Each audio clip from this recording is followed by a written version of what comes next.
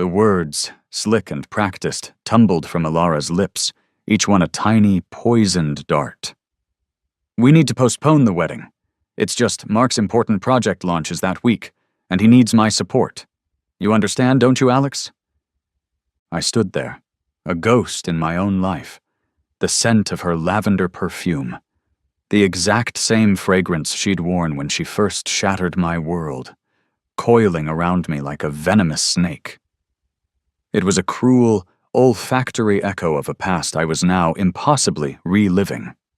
The cheap floral notes seemed to mock the expensive setting of our soon-to-be former shared apartment. This time, however, the shock didn't paralyze me.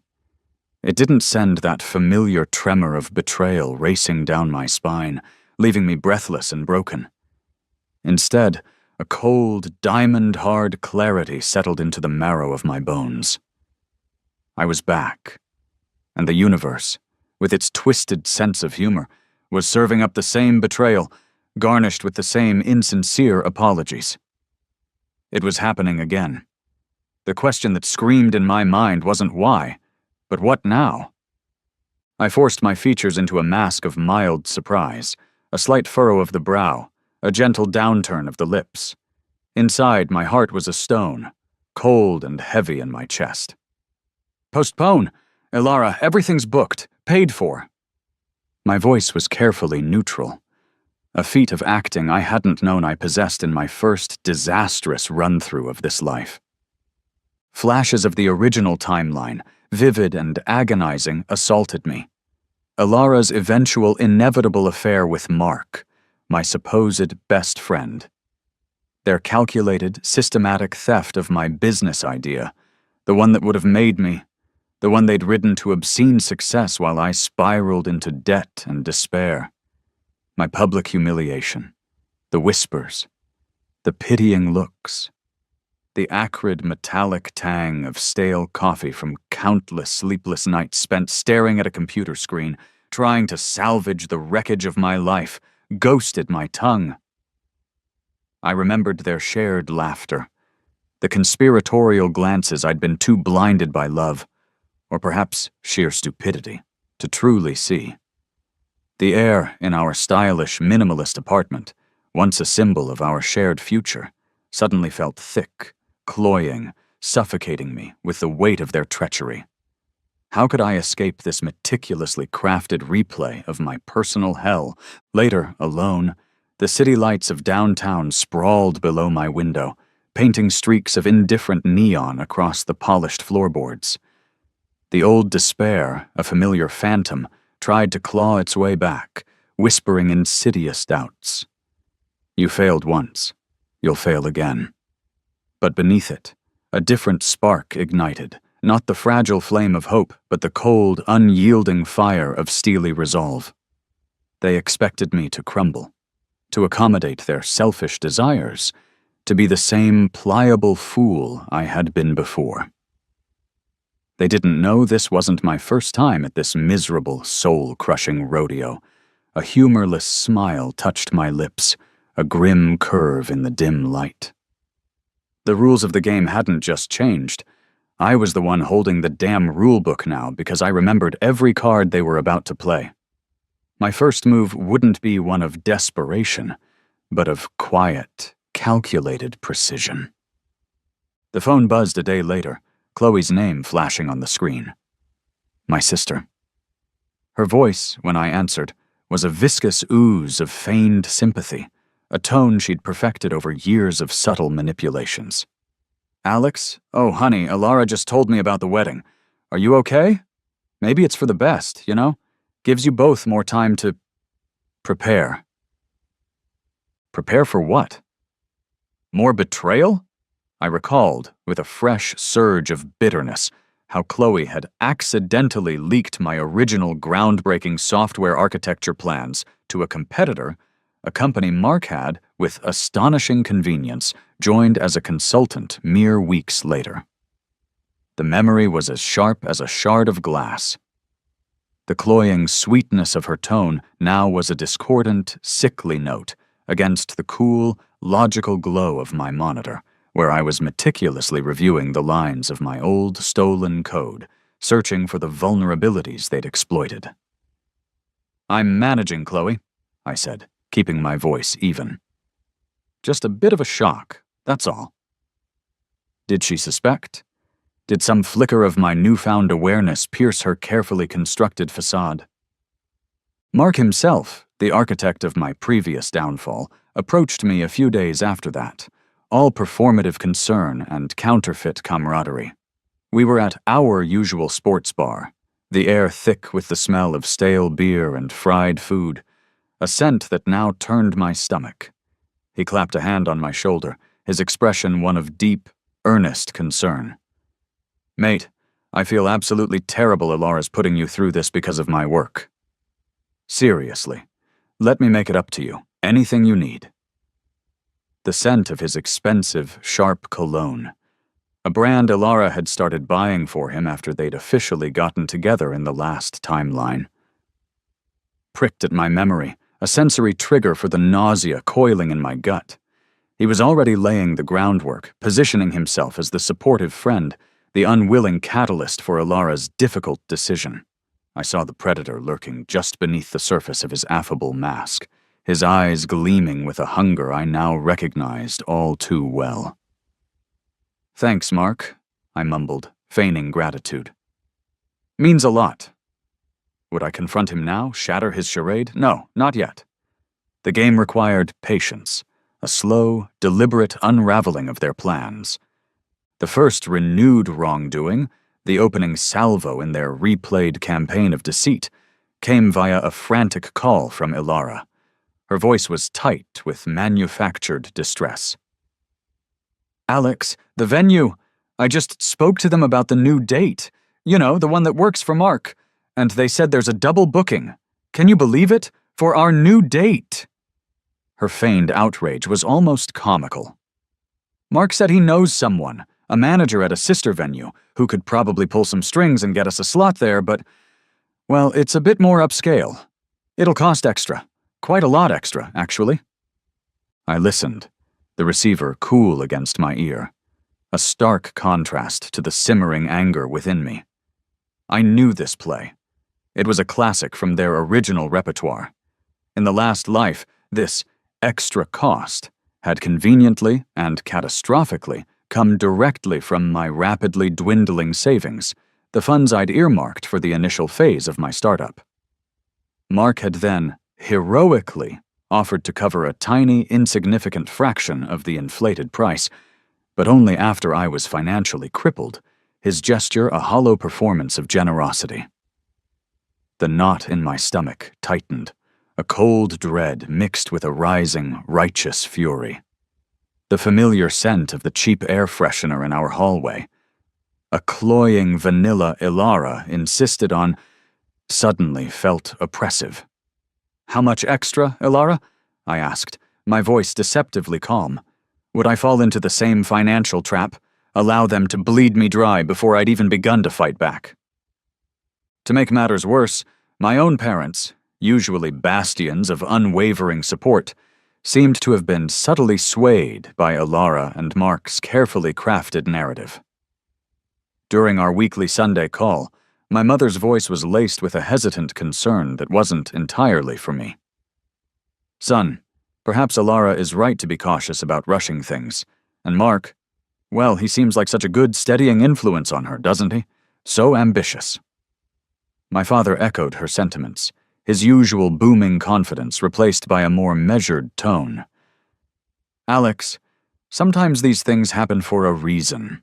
Don't be too hasty to judge." The familiar, comforting scent of my mother's apple pie, which I could almost smell through the phone line from their Sunday baking ritual, usually a source of warmth and nostalgia, now felt like a subtle, insidious part of the overarching deception. Their words, though gentle, were like tiny, unwitting stabs, each one aligning them, however unconsciously, with the architects of my previous ruin. The depth of Mark and Ilara's manipulation, their ability to charm and deceive even those closest to me, was a chilling reminder of what I was up against. How deep did their influence run with my own family this time? And could I protect them, and myself, without revealing the impossible truth of my rebirth? The weight of that secret, and the burden of my foreknowledge pressed down on me, heavy and cold. Elara, naturally, pushed the venue issue relentlessly. "Alex, we need to decide now," she'd urged, her voice laced with that expertly feigned anxiety. "The manager Mark knows can only hold that alternative spot for a day or two, and if we lose it, we're back to square one, and we'll definitely lose our original deposit." She'd paced our living room, the late afternoon sun casting long, distorted shadows that seemed to writhe around her like grasping tendrils. Mark, ever the concerned friend, had chimed in during a carefully orchestrated three-way call. "Yeah, Alex, it's a tough break, but this new place is stunning. Honestly, it's an upgrade. I'd hate for you guys to miss out because of a few extra bucks." A few extra $1,000 he'd conveniently omitted. The sheer audacity of their coordinated attack was breathtaking. They were so confident in my pliability, so certain of their ability to manipulate me. The memory of my past self, so easily led, so desperate to please, filled me with a cold shame that quickly morphed into a harder resolve. They wouldn't find that Alex this time. That Alex was dead and buried, a casualty of their first betrayal. The pressure from Elara and Mark regarding the new, exorbitant venue costs became a daily siege. They emphasized the non-refundable deposit I'd already paid for our original, carefully chosen venue, a charming, historic building with a sun-drenched courtyard. That deposit, they lamented, would be lost forever if we didn't secure the new, pricier option immediately. Elara's eyes, those expressive pools of blue I once found so captivating, welled up on cue during a particularly intense discussion. "I just want our day to be perfect, Alex," she'd whispered, a tear tracing a glistening path down her cheek. It was a masterful performance, one I'd given a standing ovation to in my previous life.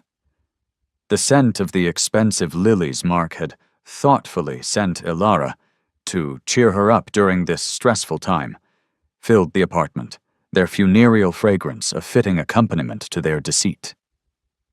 I let out a carefully calibrated sigh, a sound conveying weary resignation. I ran a hand through my hair, feigning distress. "Okay, Elara, okay. If it means that much to you, and if Mark really thinks this other place is the only option, I'll see what I can do about the money." The relief that washed over her face was almost comical in its transparency.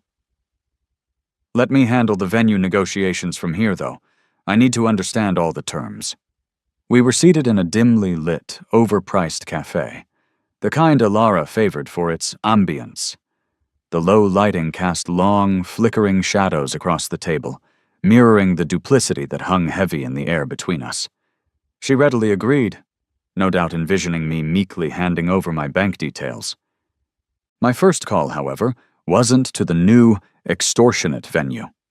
It was to the manager of our original booking, a pleasant woman named Mrs. Gable. I didn't mention canceling. Instead, I expressed my confusion about a potential double booking issue that my fiancé had been informed of. "Double booking?" Mrs. Gable sounded genuinely perplexed. "Mr. Hero's last name, your date, the 15th of June, is perfectly secure.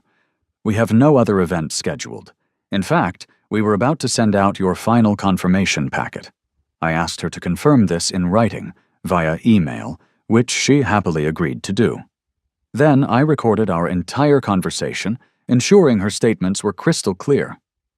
My next step was a bit more subtle. I casually asked Elara, via text, to clarify the exact reasons for needing the date change again, mentioning I was trying to explain it to my parents. "Just so I get it right for them, babe," I'd typed. "It's all because of Mark's product launch, right? And that's why we have to move it from the 15th. She'd replied with an affirmative, adding a string of heart emojis, inadvertently creating a perfect digital paper trail. I made sure Mark was CC'd on a follow-up email where I summarized our understanding. The final piece was a discreet consultation with a notoriously sharp litigation lawyer, a contact I'd made in my previous life under far less favorable circumstances. The faint, dry scent of old legal texts and expensive coffee in his office was a strangely comforting aroma of impending justice. The stage for the public fallout was a family dinner, ostensibly to discuss the wedding changes. My parents, Chloe, Elara, and Mark were all present. The air was thick with unspoken tensions and Elara's cloying lavender perfume. After the main course, as coffee was being served, its rich, dark aroma a stark contrast to the bitter revelations to come, I calmly cleared my throat. Before we discuss new venues, I began, my voice even. I wanted to clear up a misunderstanding about the original one. I then presented the evidence, piece by piece. Mrs. Gable's email confirming our date was secure. A printout of Elara's texts and the email explicitly stating the postponement was solely for Mark's convenience. Finally, I played a short, damning segment of the recorded call with Mrs. Gable. "It seems there was no double booking, Elara," I said, my gaze steady on hers. "And since you and Mark are so keen on this alternative, expensive venue for the new date you require, perhaps you two can make use of it. I'll be keeping our original booking for June 15th. I paused, letting the silence stretch. "And I will, of course, be expecting my original deposit back from you, Elara, or I will be pursuing legal action against both of you for the attempted fraud regarding this fabricated double booking and the associated financial pressure." The clatter of cutlery was deafening as Chloe dropped her fork, her carefully applied makeup unable to hide the sudden shock. Elara's face drained of all color, leaving her looking pale and pinched. Mark, mid-sip of his wine, choked, a dark stain blossoming on the pristine white tablecloth. My parents stared, speechless, their eyes darting between me, Elara, and the damning evidence on the table. The aroma of my mother's pot roast, usually a symbol of family unity, now seemed to hang in the air like a funeral shroud. How would they attempt to salvage this disaster? Their carefully constructed narrative had just been publicly and brutally dismantled. A week later, after a period of strained silence and furious, whispered phone calls I deliberately ignored, Mark approached me again. He suggested we meet for beers, to clear the air, no hard feelings. The chosen venue was a noisy, crowded pub, the kind where serious conversation was difficult and prying ears were plentiful, his preferred terrain for manipulation. The lingering scent of stale beer and cheap disinfectant assaulted my nostrils as I walked in. After some initial, awkward small talk, Mark leaned in, his voice conspiratorial. "Alex, I've been working on something. Something big. And honestly, it's got your fingerprints all over it. In a good way. Remember that old social networking concept you were kicking around years ago?" He then proceeded to pitch my old business idea back to me, the one he and Elara had stolen and profited from in the previous timeline. It was slightly tweaked, superficially repackaged, but the core intellectual property was undeniably mine. He even presented a basic, hastily assembled proposal, riddled with the same fundamental flaws that had contributed to my initial, and their subsequent secret, struggles before they'd pumped in stolen capital. "I was thinking," he continued, his eyes gleaming with false sincerity, "we could work on it together, for old time's sake. Combine your vision with my knack for getting things off the ground." I feigned a flicker of interest, then a growing enthusiasm. "Wow, Mark," I said, allowing a note of admiration to creep into my voice. That's actually brilliant. Really ambitious." I let him bask in the imagined glow of my gullibility for a moment. "I'd definitely need to think about it, though. My plate is pretty full with, wedding stuff and figuring things out with Elara." I watched him mentally categorize me as distracted, emotionally compromised, and, most importantly, easily led.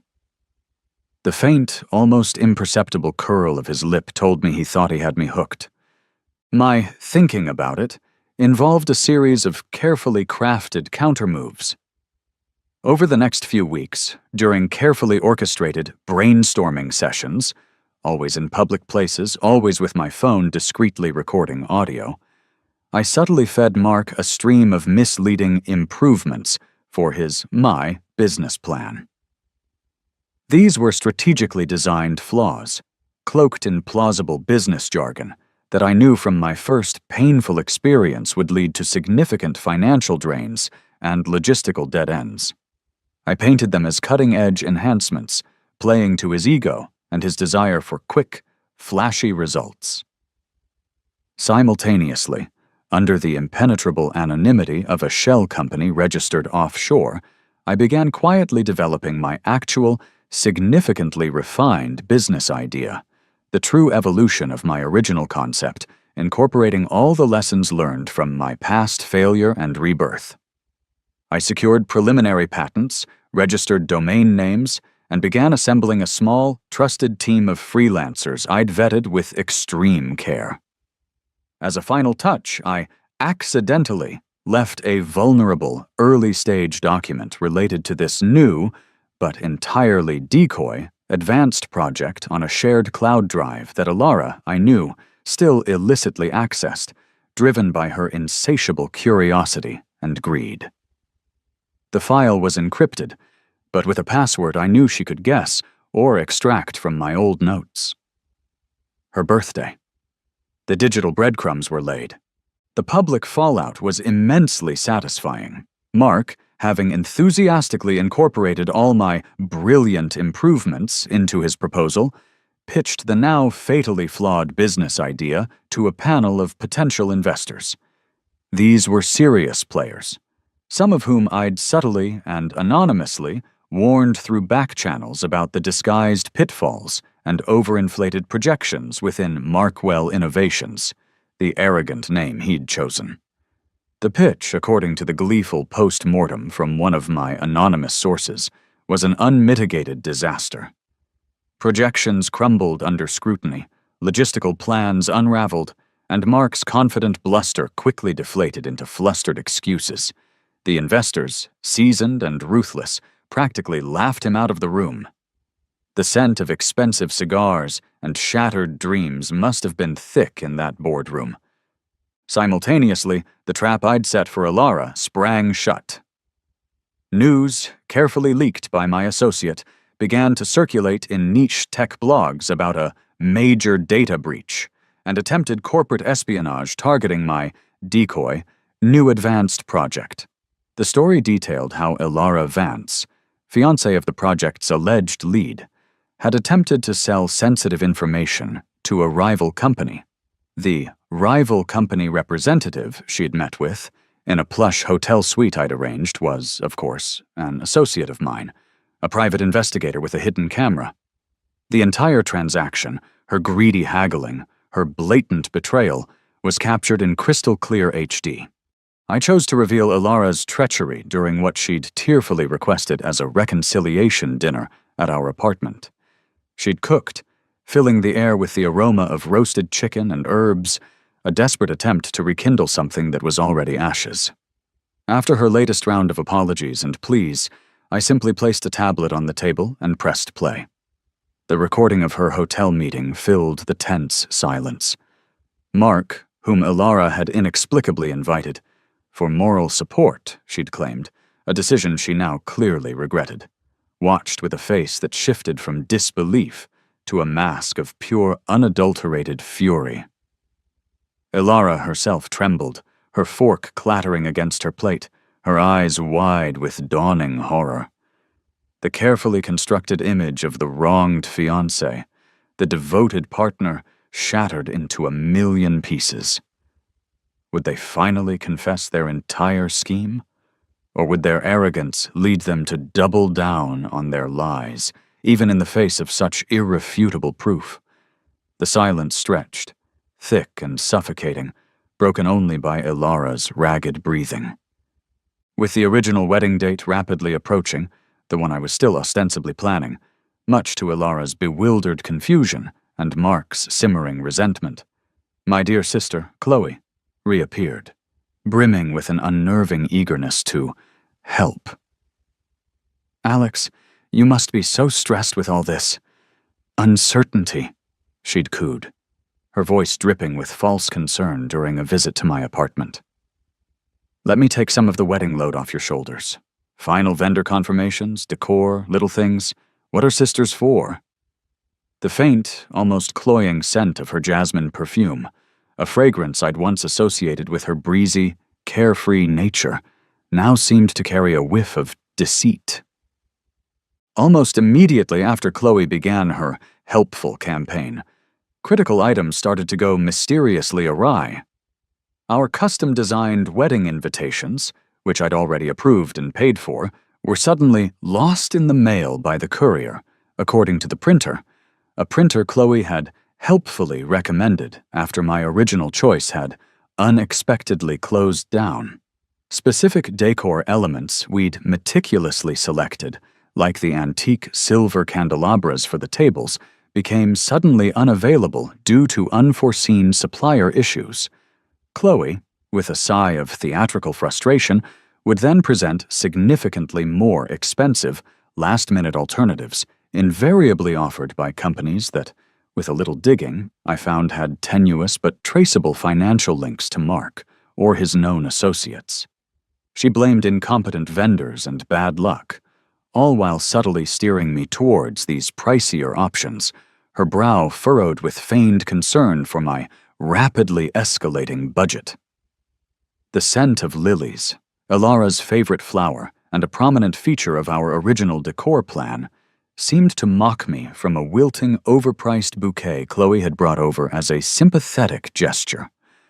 I played the part of the increasingly stressed and overwhelmed groom-to-be to perfection. I expressed mounting frustration, allowed her to witness my feigned near-panic attacks, and then, with a show of reluctant gratitude, allowed Chloe to take charge of fixing these escalating crises.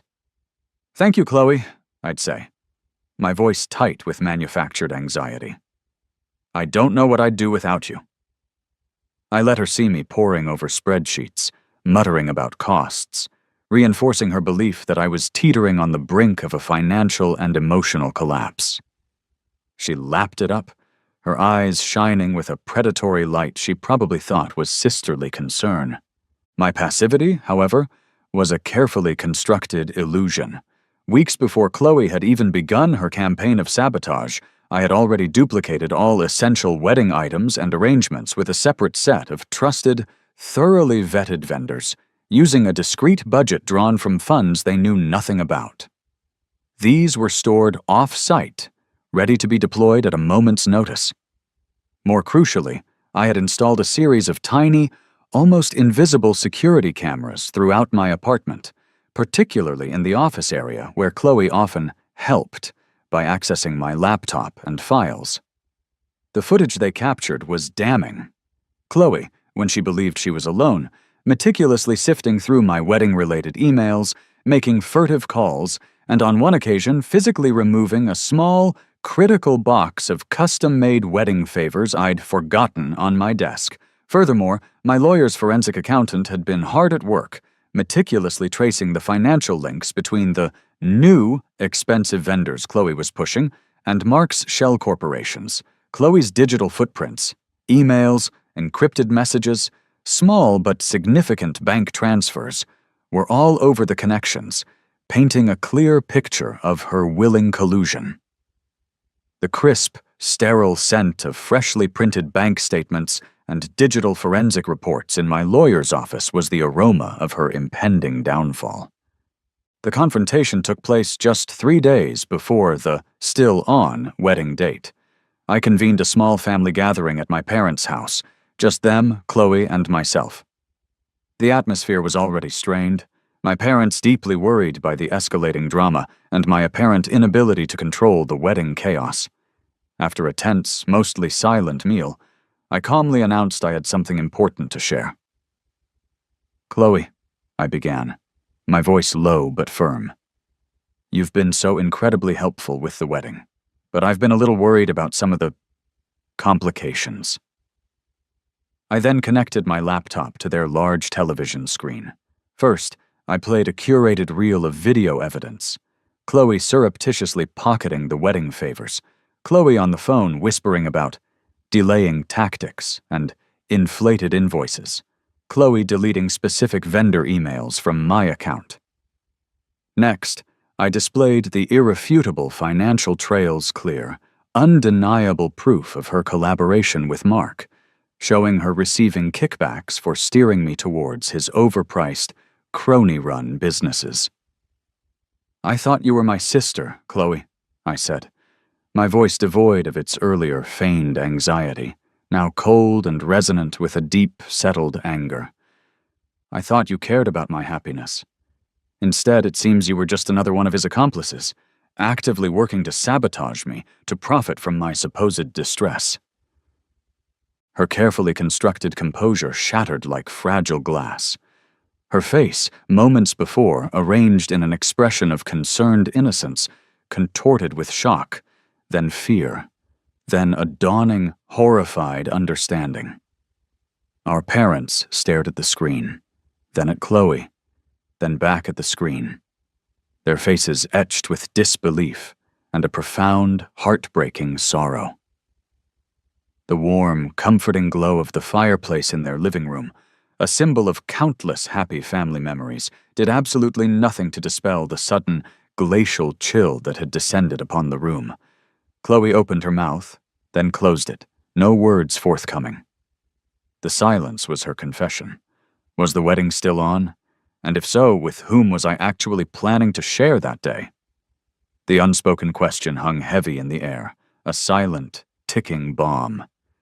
In the immediate, chaotic aftermath of Chloe's exposure, Ilara, now truly desperate, made her final, pitiable play. She came to my apartment alone, her usual confident swagger replaced by a hunched, defeated posture. The lavender perfume was gone, replaced by the faint, unsettling scent of fear. "Alex," she began, her voice cracking. I made a terrible mistake. A series of them. The postponement. It was always for Mark. He convinced me it was the only way for his project to succeed, and that his success would somehow benefit us all." Her confession, when it finally came, felt hollow, rehearsed, stripped of any genuine remorse. "But I see now. I see everything. I choose you, Alex. I always should have chosen you. Please, can the wedding still happen?" Her pleas, the tears that now flowed freely, evoked nothing in me but a profound weariness.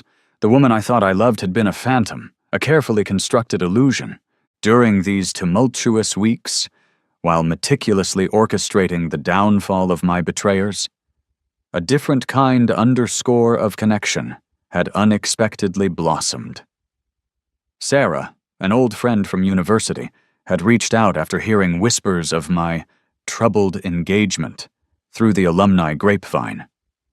We'd met for coffee, then another, then late-night talks that stretched into the early hours. She was a graphic designer, sharp, intuitive, with a calm, grounding presence that was the antithesis of Ilara's manufactured drama. She had listened without judgment as I'd shared a heavily redacted version of my recent difficulties, offering not pity, but genuine support and insightful advice. The subtle, clean scent of her jasmine tea, which she always brewed during our conversations, had become an unconscious anchor in the storm of my life. She saw a quiet strength in me that Ilara had only ever sought to exploit. There was an unspoken understanding, a gentle chemistry that felt real, unforced. What would be my final answer to Ilara, now that a different, more hopeful path was beginning to emerge from the wreckage? The morning of June 15th dawned bright and clear, the sky an almost painfully brilliant blue, a perfect day for a wedding, or, in my case, a perfectly orchestrated demolition of one. Elara, looking pale but surprisingly composed in a simple dress, arrived at my apartment at the prearranged time. Mark, his face a thunderous mask of resentment, trailed a few steps behind her, a reluctant, glowering shadow. Chloe, eyes red-rimmed and downcast, was with them, a picture of familial shame. They clearly assumed, despite everything, that I would cave at the last minute, that my love for Elara, or perhaps my fear of public scandal, would compel me to go through with the charade. "Alex, please," Elara began, her voice a low, desperate plea as I opened the door. "Let's just go. We can fix this. We can still make this work." The scent of her desperate perfume, a different, more subdued floral today, was laced with an undercurrent of sheer panic. It was the fragrance of a gambler about to lose everything. I stepped back, allowing them into the living room, its minimalist decor now feeling stark and accusatory. "The wedding," I announced, my voice calm and devoid of any discernible emotion, "is cancelled." Predictably, chaos erupted. Elara's composure crumbled, her pleas escalating into near-hysterical sobs. Mark began to rage, his voice rising as he spewed accusations and threats. Chloe simply wept silently in a corner. As their desperate, ugly drama reached its crescendo, a sleek, obsidian-black sedan, silent as a panther, pulled up to the curb directly outside my building. The driver's door opened, and out stepped a woman who radiated an aura of quiet, unshakable power. She was tall, impeccably dressed in a tailored charcoal suit, her silver hair swept back in an elegant chignon. This was Miss Eleanor Sterling, my silent business partner, my mentor from my original timeline, a formidable figure in the tech world, and someone my betrayers had never ever known existed. In this new timeline, after I'd begun to lay the groundwork for my refined business concepts, filing initial patents under my shell company, Miss Sterling's formidable intellect had picked up on the digital breadcrumbs. Intrigued by the advanced nature of the concepts and the anonymity of their origin, her firm had discreetly investigated. When she'd uncovered my identity, the same Alex Riley she had mentored years ago, the one whose promising career had inexplicably imploded. She had reached out, her curiosity piqued, her belief in my potential rekindled. Our reunion had been a quiet affirmation, a second chance forged in the fires of my rebirth. She'd become the unseen architect of my resurgence, providing not just capital, but strategic guidance and an ironclad legal shield. "Mr. Riley," Miss Sterling said, her voice crisp and authoritative as she entered my apartment, her sharp gaze sweeping over the stunned, disbelieving faces of Elara, Mark, and Chloe. Her presence instantly quelled their histrionics. "Your new corporate headquarters are ready for your occupancy. And," she added, with a slight, almost imperceptible smile, "I believe the restraining orders against these individuals have just been officially served by the marshals waiting downstairs." As if on cue, the faint but distinct whir of a professional-grade drone camera could be heard from outside the window, no doubt capturing every priceless expression of their utter shock for a private security reel. The air in the room crackled with a new, electrifying tension. Miss Sterling, with cool precision, then proceeded to lay out the full, staggering extent of my now secured company, Phoenix Innovations. She detailed its robust financial backing, its cutting-edge technology, built on the truly refined ideas they had so clumsily tried to steal and corrupt, and its market position, already light years ahead of Mark's spectacularly failed venture. She revealed, with a casual flick of her wrist towards a discreetly placed financial portfolio on my coffee table, the extent of my hidden wealth, substantial funds accumulated from a series of shrewd, almost prescient investments I had made early in this new timeline, guided by the bitter lessons of my past and expertly managed by her firm. The scent of expensive leather from her briefcase, and the subtle, clean fragrance she wore filled the room, a stark contrast to the lingering miasma of deceit. "Alex didn't need your scraps of affection, Ilara," Miss Sterling stated, her gaze unwavering. "Nor your amateurish attempts at sabotage, Mark, Chloe. He was always destined for far more than either of you could comprehend. You were merely temporary and rather predictable, obstacles he has now efficiently cleared." The glint of an understated but clearly very expensive watch on her wrist, the subtle hum of the high-tech security detail now flanking the doorway, all underscored the seismic shift in power. Ilara, Mark, and Chloe stared, utterly broken, their faces masks of disbelief and dawning, horrified comprehension. Their pathetic schemes, their carefully constructed illusions of control, their perceived power over me, all of it had been stripped away in a matter underscore of minutes, revealed as the petty machinations of small, greedy minds. Mark began to splutter about his connections, his investments, his voice cracking with desperation. Ilara could only whisper my name, her eyes wide and vacant. Chloe simply sagged against the wall, her earlier tears replaced by a dull, empty stare.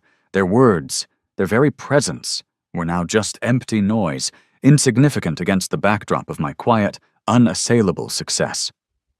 In the distance, the distinct sound of approaching sirens grew faintly, then unmistakably louder. Miss Sterling raised a perfectly sculpted eyebrow. "Ah," she murmured. "That would likely be the authorities responding to the formal fraud complaint filed by the original wedding venue's legal team this morning. It seems they took rather poorly to the allegations of their supposed double booking. The game wasn't just over, it was a rout. How would they react to this complete and utter powerlessness, this public unmasking of their every sordid deed? The days that followed were a blur of legal proceedings, public retractions, and the quiet, efficient dismantling of my old life. Miss Sterling's PR team, with surgical precision, ensured that the true narrative, one of calculated betrayal and my subsequent, quiet triumph, subtly permeated the relevant social and business circles. The restraining orders were firmly in place. My old apartment was sold, its contents disposed of, erasing the last physical vestiges of Ilara's presence in my life. The scent of industrial cleaning solution and fresh paint in my new, temporary corporate apartment was a surprisingly welcome change. Then, one by one they came, slithering out from the wreckage of their reputations, seeking not absolution perhaps, but some form of desperate, last-ditch salvage. Ilara was the first. She found me in a quiet, sun-dappled park near my new office, a place I'd taken to visiting for moments of quiet reflection. The late afternoon sun cast long, mournful shadows across the manicured lawns. She looked smaller, diminished, the vibrant confidence that had once defined her extinguished. "Alex," she began, her voice a mere whisper, trembling like a leaf in an autumn wind. I was a fool. A greedy, short-sighted fool." She twisted her hands, her gaze fixed on the gravel path. "I let Mark manipulate me. I let my own ambition blind me. But somewhere, deep down, Alex, somewhere in the beginning, I truly loved you, or I think I did." A tear escaped, tracing a path through the dust on her cheek.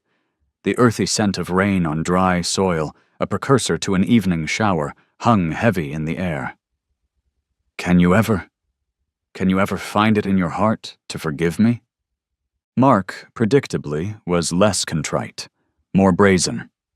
He cornered me outside my new, gleaming office building a few days later, looking disheveled, his usually immaculate suit rumpled, his eyes bloodshot. The sharp, expensive cologne was gone, replaced by the faint, acrid reek of stale cigarettes and desperation. "Alex, man, thank God I found you."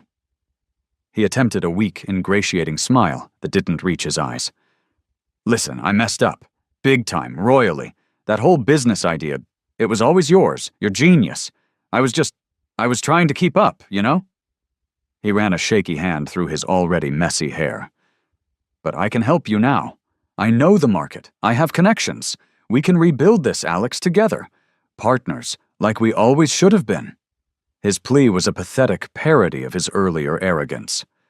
Chloe, my sister, tried the emotional blackmail route, ambushing me during a reluctant visit to my parents' home. They, at least, were beginning to understand the full scope of the betrayals, their initial shock, slowly giving way to a quiet, pained anger on my behalf. Chloe, however, was still clinging to the tattered threads of familial obligation. She caught me in the hallway, her eyes swollen from crying, her face pale and drawn. The familiar, comforting aroma of my mother's Sunday roast dinner, a scent that usually signified warmth and belonging, filled the air, now tainted by this final, agonizing confrontation. "Alex, please," she sobbed, clutching at my arm. "We're blood. We're family. You can't just cut me off like this. I made a mistake, a terrible one, but I'll do anything to make it right. Tell me what to do." Her tears felt like acid on my skin. To each of them, after listening with a patience I hadn't known I possessed, my response was the same. It was quiet, devoid of the raging anger I had once felt, stripped bare of any lingering sentiment. It was simply and irrevocably no. To Alara, I said, "Forgiveness, Alara, isn't really the issue here. The issue is trust. And you, and Mark, and even Chloe, you didn't just break my trust. You systematically incinerated it. There's nothing left to rebuild from. To Mark, my words were even more blunt. Partners? Mark, the only thing we'll be partners in is a courtroom if you ever breach that restraining order. You had your chance. You made your choices." And to Chloe, the hardest of all, I said, "Family is supposed to protect each other, Chloe, not prey on each other. What you did, it wasn't just a mistake. It was a betrayal of a bond I thought was unbreakable. I need time, a lot of time.